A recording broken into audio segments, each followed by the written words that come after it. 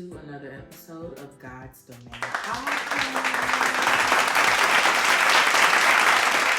Hello, welcome. Today's episode, I think, is going to be really good. It's something that is really near and dear to me. I'm going to recline back. It's about motherhood. The title is Afterbirth. The difference in Western modern culture and how they treat mothers and women after they have children, parents after they have children, and the differences in how we are so far removed from the mother, the matriarch, the way we treat women after they have children. First and foremost, I just want to say, because I understand how fucked up it is, how people treat mothers and how you shouldn't have them kids. So I'm not trying to be one of those people who tell you what to do. But after this episode, I hope that you reflect and see that by the way that we are treated in Western culture, the way mothers are treated, I hope that you rethink your decision, because they are not going to treat you right. People treat you bad. People treat mothers bad. Here, of course, we know that, like, they treat everybody bad, but having a child is an extra weight to bear that a lot of people are having a hard time handling, which is understandable because they do not treat parents right. They just want you to have children to feed their needs of modern slavery. Other than that, people do not give a fuck about kids and mothers. So we're going to get into that. So let's jump right into it. I have my notes on my phone because I'm going to be more comfy today. I'm more relaxed and sitting. So I'm leaning back, so I probably look like a bump on a log, but I don't care. But today we are going to talk about, where is the village that everyone talks about? Many of us are doing motherhood in isolation, and we're expected to just bounce back. A lot of women return back to work, not even, you get the standard, what is it, like 4 to 6 weeks? 4 to 6 weeks with your new baby, and you expected to take your baby to daycares and shit like that. Like, it's terrible. And just go back to work, and it's normal. Like, women be feeling panicked leaving their baby with that's a stranger, daycare worker. Like, no matter how many tours you do, meet and greets, whatever, that before when you get introduced to the daycare, you still like, damn, I'm leaving my baby with somebody. And we see the stories how daycare workers are really fucking careless, and daycare is expensive. So you damned if you go to a cheaper one, the regulations and stuff, you could miss a mark, or you go to the expensive one, you can't afford it, or the days and the hours. It's just a mess. But there is no village. You expected to just go back to work and just hand your baby off to this stranger and just get back to work. And you can, because women are built to do that. But I don't think we are supposed to be handing our babies off to strangers to go back and build this world that they have us building. I put it like that. If we treated each other better and we had our own villages, we could get back to work in our own ways.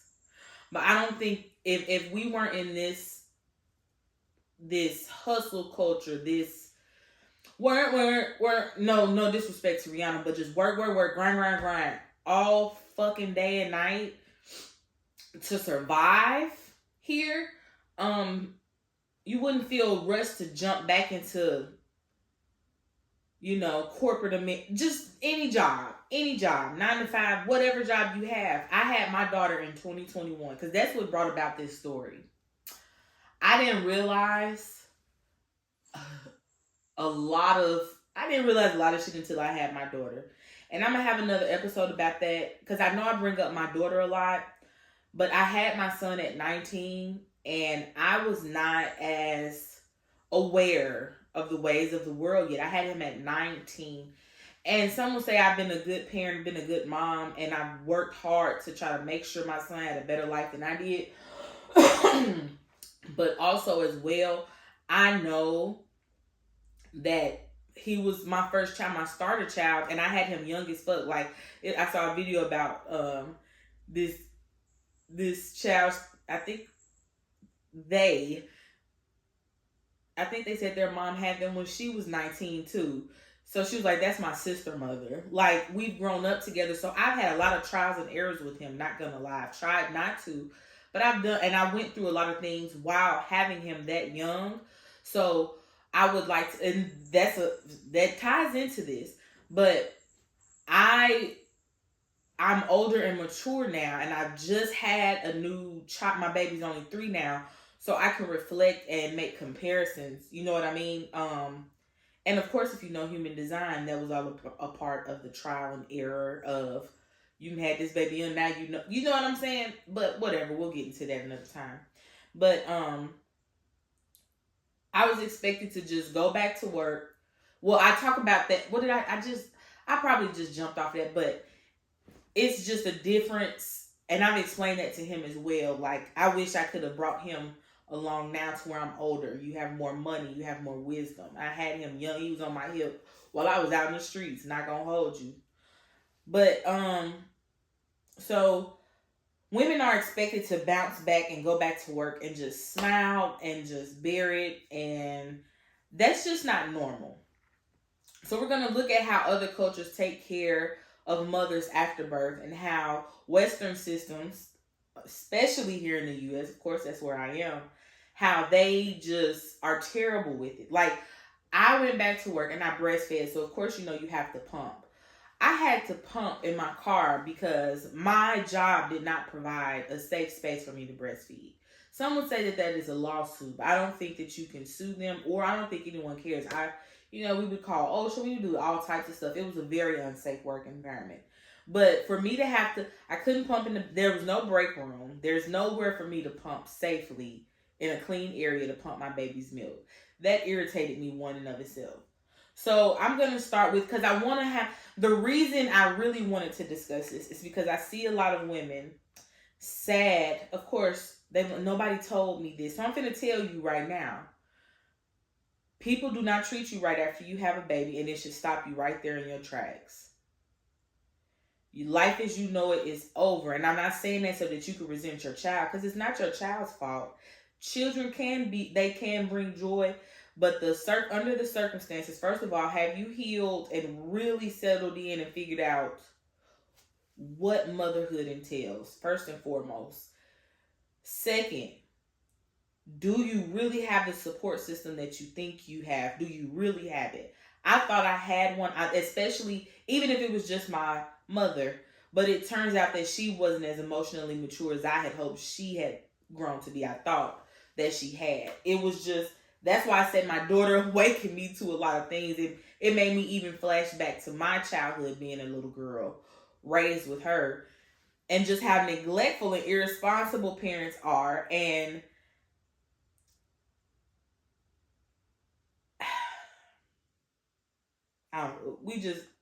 my whole experience after I had my daughter, I will say, I was treated unfairly. And I don't hold it against nobody, especially I had my daughter during the COVID time.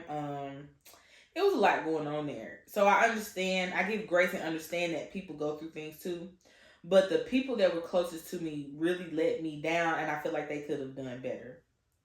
So I'm going to talk about that, because I tried to I was having a conversation with my mom, and she was like she was laughing, and that's one of the things I don't like about, like, she jokes about my emotions. She would laugh and joke about my feelings when I'm trying. That's how my whole family is. I feel like that's a coping mechanism, but I was tired of that shit because I want to deal with my feelings and not laugh them off. That's emotionally immature, correct?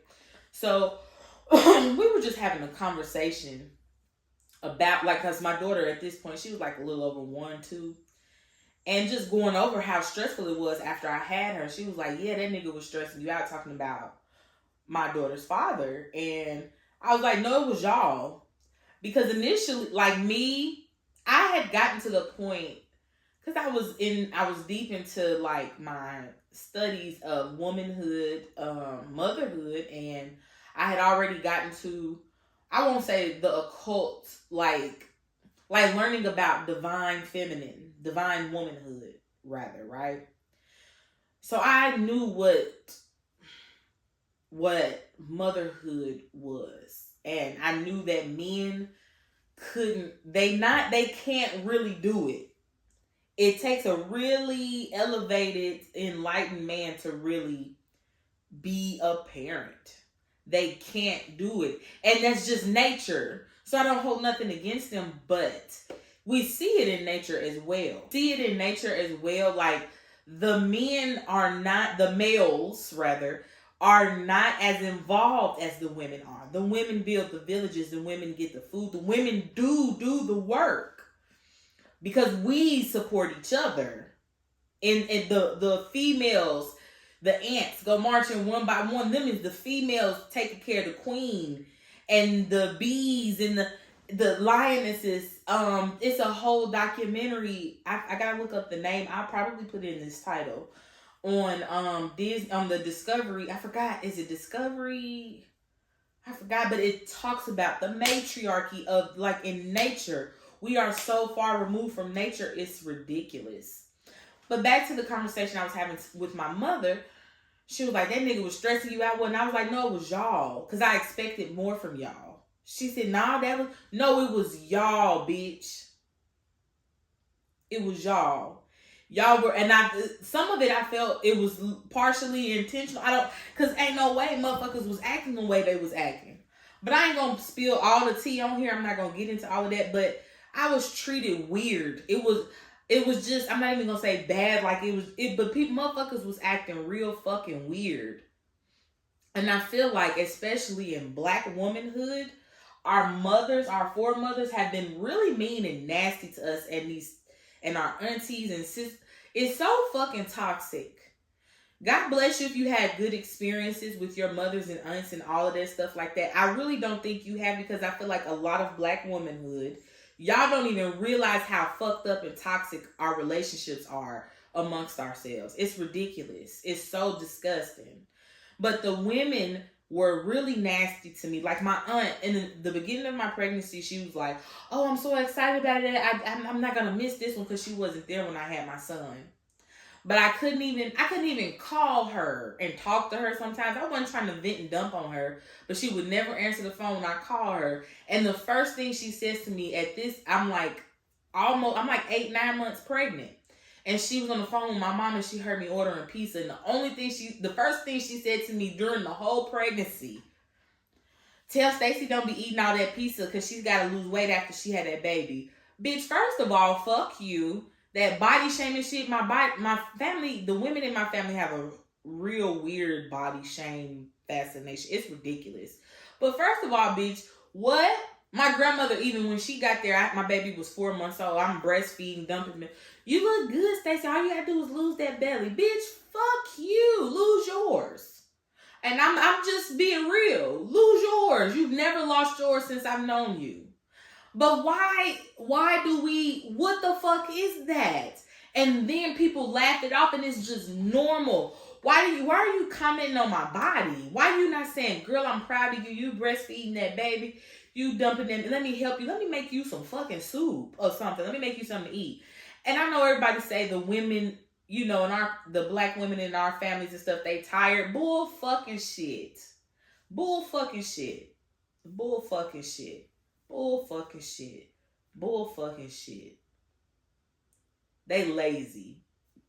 Period. And I'm gonna prove it.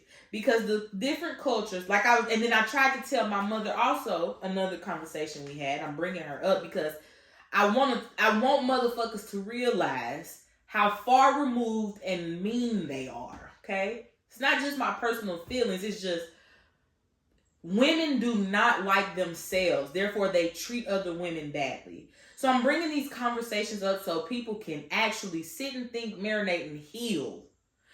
Skipping over shit is just going to keep repeating the cycle. So I'm going to tell you about how different cultures. I was telling her in Nigeria, African culture, I saw a girl tweet. She said how her mother and her mother-in-law, I think they moved in with her for a couple of months. She said she didn't move. She was in the bed with her baby. She didn't do shit. Which she shouldn't. She was in the bed with her baby and they was making meals and feeding her. They wouldn't let her do nothing. They wouldn't even let her leave the house, and you shouldn't. The baby shouldn't be, you shouldn't be taking newborn babies to the store, to Walmart. Shouldn't have to do that. And I'm not knocking and saying that my people weren't there for me. They were there for me in ways that they knew how. But bitches need to do better. So, I was telling her, she was like, no, they don't do that. I was telling her, in different cultures, mothers-in-laws, aunties, they get around, especially the younger women that have had babies. It's like a rite of passage almost, supposed to be. And that's why people need to take birthing children more serious. Like, I get it. This is a sensitive subject. You ain't supposed to I get it, everybody. But I'm talking about how we are far removed. Everybody shouldn't just be popping kids out with. That's how far removed we are from nature too. It ain't supposed to be the litters of kids. I get it, y'all. People don't understand though that that's different. Because I don't want to, eugenics, all of that stuff. Like, I'm not trying to be rude, but we are far removed from how things are supposed to be. But in Latin America, I keep jumping around. I got the notes so I can stay structured. So let me go back. So the conversation, let me finish up. I was telling her, in African cultures, those mothers and mother-in-laws do that. Because I saw that tweet and it made me go down a rabbit hole of looking it up.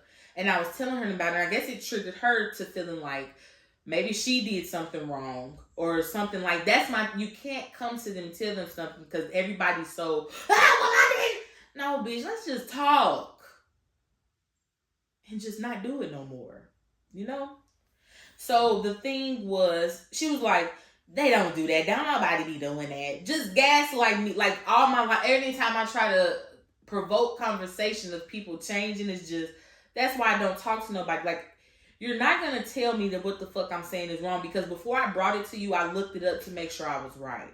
And I'm tired of people doing that shit to me. So if you see me with this phone in my hands, because I got notes, because I'm not going to just say some shit that I don't know what the fuck I'm talking about. Okay? So in Latin America, they call it La Cuarentena. I hope I said this properly. I might not have. But there's a 40-day period where the mother rests and the female relatives handle household duties, allowing her to focus on healing and bonding with the baby. 40 days. I mean, that's like 6 weeks. You know? No. Yeah.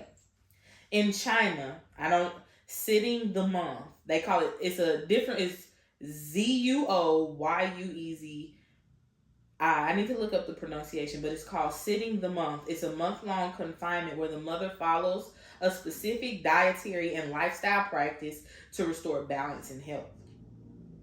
In Nigeria, Omugwo, the mother's own mother or mother-in-law, this is probably what I was seeing, moves in to care for her and the baby, providing guidance and support during the early postpartum period.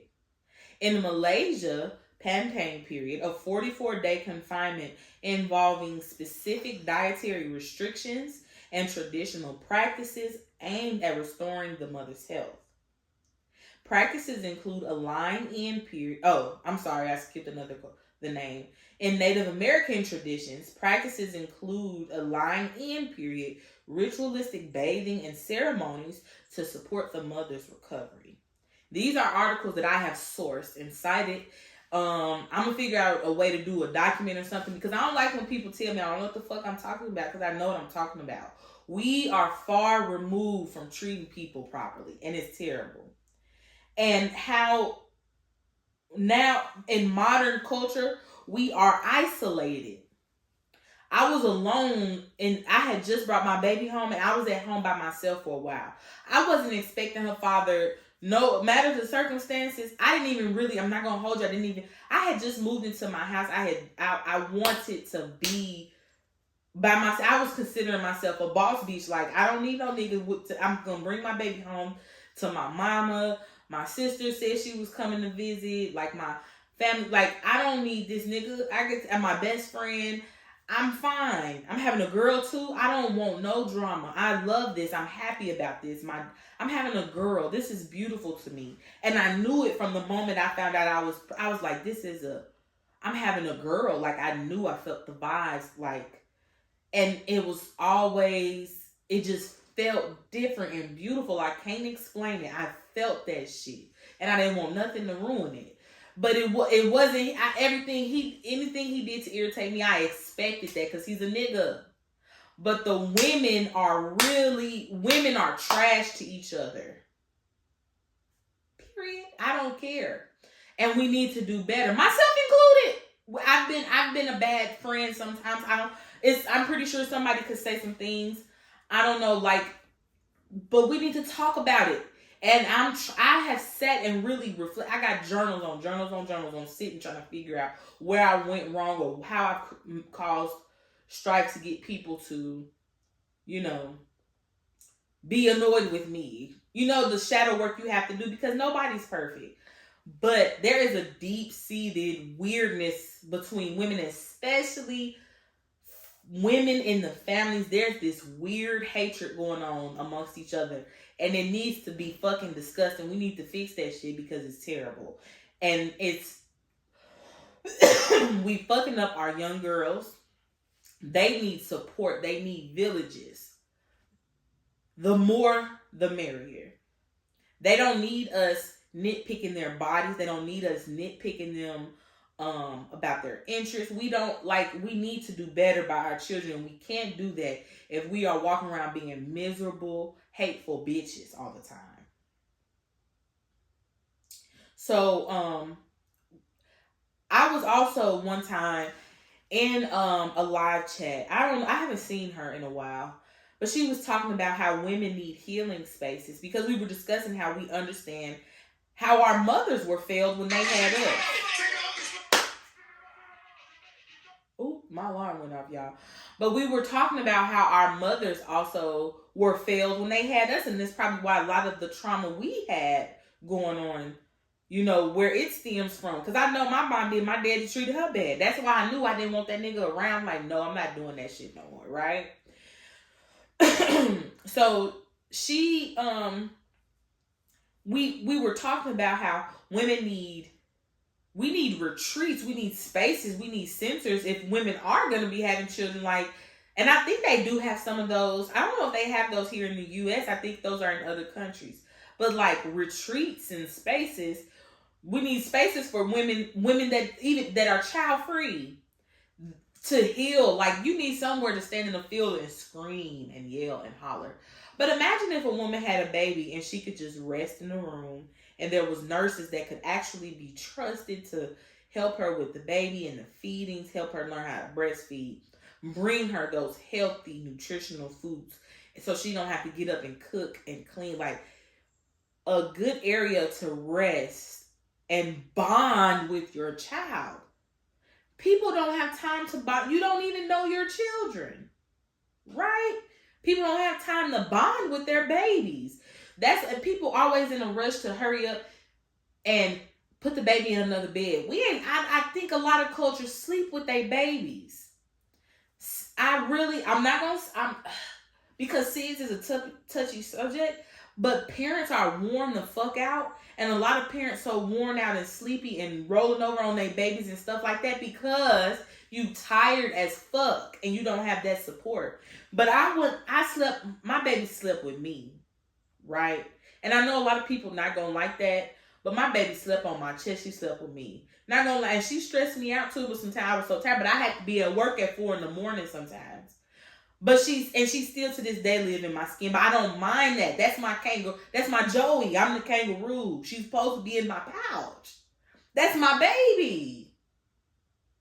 Our babies are supposed to be with us. My son, that's my baby. As soon as he came out, I said, my baby. It was a connection immediately. I can't explain. You're not supposed to have to sever that connection so soon. It's violent almost. It's insidious. It's terrible. Luckily, my mother was there. She was there, but she didn't respect a lot of the wishes that I had for my child. Like, I'm trying to do things differently. I'm trying to break some cycles. I'm trying to make sure that, my daughters and both of my children, she wasn't respecting the way I was trying to raise my son as well. I'm trying to do things differently, and she just wouldn't respect it. But she was there, so I felt like I knew at least my daughter would be somewhat safe. You know what I'm saying? But it put a lot of things into perspective. But like I was saying, we were having that live. I mean, she was having that live and we were talking about that. But imagine that, where a woman knew she could come home. She ain't have to clean. She ain't have to do all that. Like, that's why I said, like I've said in a previous episode, women need their own military bases. We need something like a military base. We need the gate, so we can't just let everybody in. We do need security. We need that. And we need DFACs, the dining facilities. We need the laundry facilities. Barracks where we can all just live and raise our children together. A whole big ass building with a rec center for our kids. We could just sit in the middle of the floor with all the babies and the kids and stuff like that. Art, supplies, all that shit. I see the vision. Imagine, and you knew you was safe. I'm exhaling just thinking about it. And it's sad that me talking about this to people, they look at me like I'm crazy. So I just want to bring up this conversation because I see a lot of videos about mothers and just shameful, mean ass shit, right? And I don't pay it no matter. I don't give a fuck. You can never shame me for my decision, especially my children. I love them niggas down. I love them more than any other human being on this earth. And not because they're just my children. Like, I like them I like my kids. Like, them is some cool ass niggas. And I'd rather hang with them than anybody else on any other day. Like, when they grow up, and I'm like, we really gonna be kicking it. Like, I'm not even worried about it. I just feel like people are mean to mothers. People are mean to children. People are just real disrespectful to motherhood. And I feel like if you got somebody in your life that just had a child, listen to this episode and be mindful of how you treat him. Because it's very traumatic. It's very traumatic. It's very mean. Or if you know somebody that's pregnant, you don't intend on really being supportive, then do it early on. Let them know that, like, I don't fuck with this. I don't fuck with your decision. Don't play with somebody. That's a vulnerable time. That's why a lot of women are snapping, because people are being really fucking mean at a really vulnerable time. Like, I know you ain't supposed to expect so much out of people. I feel like fuck that. Fuck that. I take that shit back. Everybody like you ain't supposed. That's why we are individual. Like, we are isolated from each other, because you ain't expecting. I expect more. I expect more from motherfuckers. So challenge yourself to do more. Expect more too. Everybody should be expecting more from motherfuckers. So I challenge you to do the same, okay? I thank y'all for tuning in to this episode. This was good. This was real good. And see you on the next one.